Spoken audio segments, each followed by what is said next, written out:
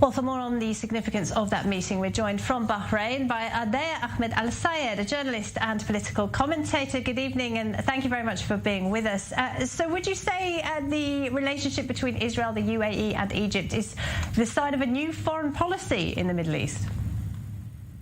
First of all, if you may allow me, I'd like to present my condolences to the victims of the sad incidents that occurred today in Israel. Thank you. We appreciate it.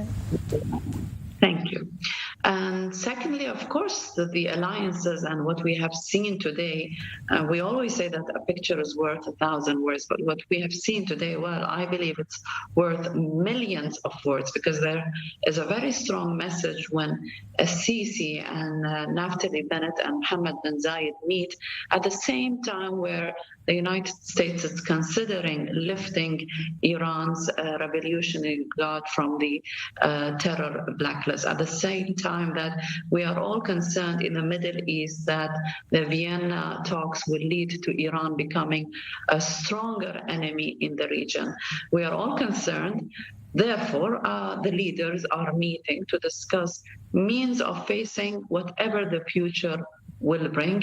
And yes, I can just say that we are concerned about what the next few weeks will bring to us in the region. Well, there are some stumbling blocks in the road when it comes to this new relationship, isn't there? For example, Syria, both the UAE and Egypt favour renewing ties with Bashar al-Assad, something, of course, Israel could not do. Yes, but if we think about your interests change and your alliances also change. Bashar al-Assad now, by having an alliance with the UAE, you're also assuring that Hezbollah, on the other hand, can be ended.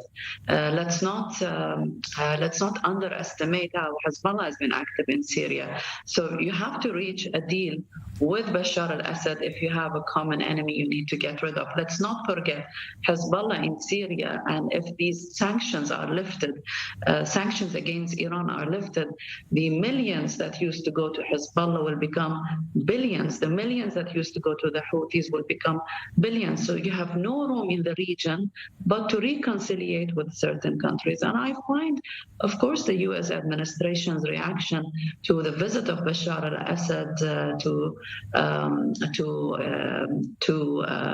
Abu Dhabi, the reaction is a bit strange, because if this visit is rejected by the U.S., let's not forget that the Iranian regime that the U.S. is negotiating with and will make stronger by reaching a deal with is the same regime that has killed hundreds of thousands of Iranians. In one sentence, they killed 30,000 members of the Mujahideen al-Khalq. The Iranian regime is a terrorist regime, and you are negotiating and giving the terrorist regime more power. We have to go to break, but thank you very much indeed, Ahdeya al-Sisi there in Bahrain.